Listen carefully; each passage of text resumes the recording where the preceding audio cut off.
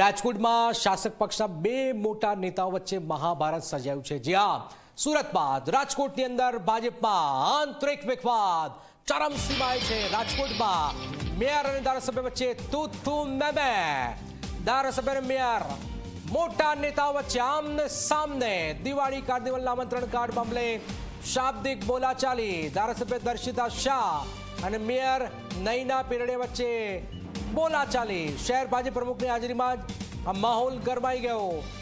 મેયરે ધારાસભ્યને તુકાર દેતા જ મામલો ગરમાઈ ગયો। દિવાળી કાર્નિવલના આમંત્રણ કાર્ડ મામલે ચર્ચા ઉગ્ર બની। ધારાસભ્ય અને શહેર ભાજપ પ્રમુખની ચર્ચામાં મેયરે કૂદકો માર્યો। ધારાસભ્ય દર્શિતા શાહે આમંત્રણ કાર્ડમાં પોતાનું નામ લખવા કહ્યું। અગાઉ પણ મેયર અને ધારાસભ્ય સામસામે આવી ચૂક્યા છે। શાસક પક્ષના નેતાના ડ્રાઈવરને હટાવતા વિવાદ થયો હતો।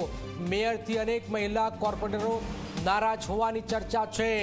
તો સુરત બાદ રાજકોટની અંદર રાજકોટમાં તો ભારતીય જનતા પાર્ટીમાં એક પછી એક નેતાઓ આમને સામને છે, જેમાં મેયર અને ધારાસભ્ય આપ જોઈ રહ્યા છો કે આમને સામને।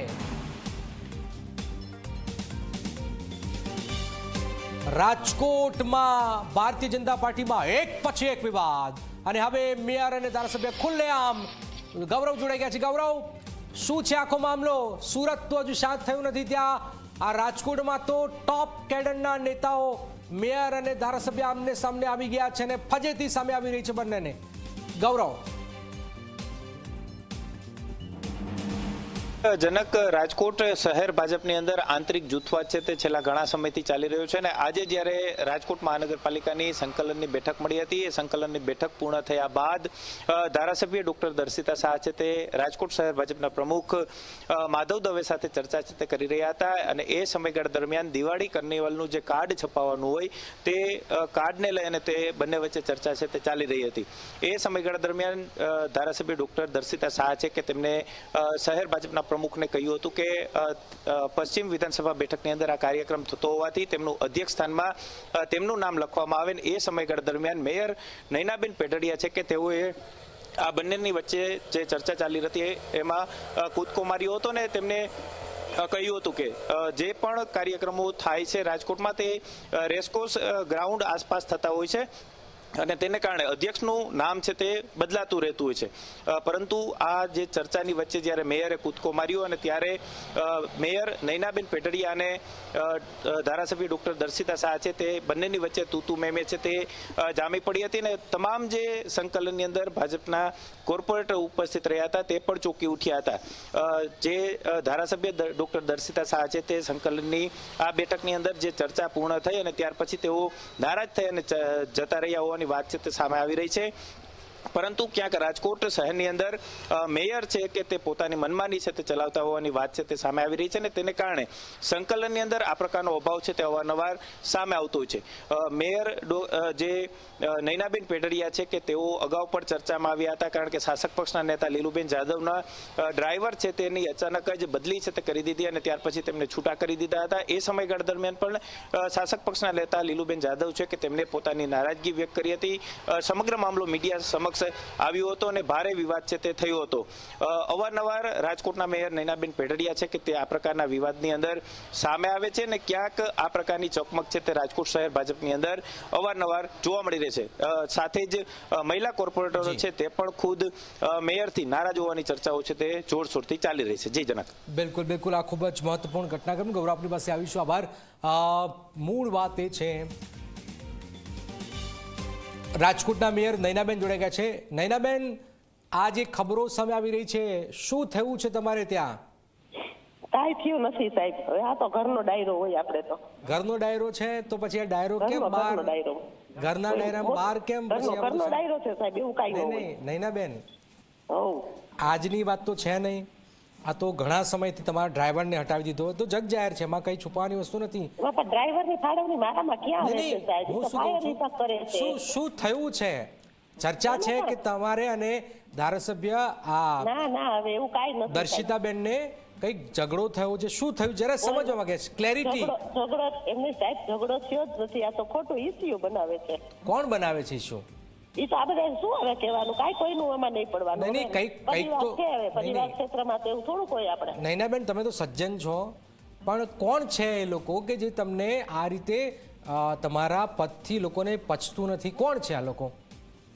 જો સાહેબ, આપણે તો નિષ્ઠાથી કામ કરી છે, નિષ્ઠાથી કાર્યક્રમ કરી છે. હવે આપણે ક્યારેય કોઈનામાં પડ્યા નથી. જે કોઈ ફાળવણી થતી હોય, લગત વિભાગની અંદર થતી હોય છે, ડ્રાઈવરની ફાળવણી હોય તો એ ઇસ્યુ બનાવેલો છે મેયર બાબતમાં, પણ એ તો ફાયર વિભાગ વર્ષોથી કરે છે. અને અત્યારે પણ ડ્રાઈવર ફાળવણી ફાયર વિભાગ જ કરે છે, મેયર વિભાગની અંદર આવતું જ નથી કીધું. પણ રાજકોટ વિભાગ જ અલગ છે. તમે તો સરસ મજાનું કામ કરો છો, આટલું બધું સરસ કામ કરો છો. આ આમંત્રણ કાર્ડમાં નામ ન આપ્યું એવી વાત છે, શું છે એમાં? એટલે એમાં એવું હોય ને કે ભાઈ રેસકોર્સ છે એ રાજકોટનું હાર્દ છે, અને રેસકોર્સ છે એ વિધાનસભા 69 ની અંદર આવે છે.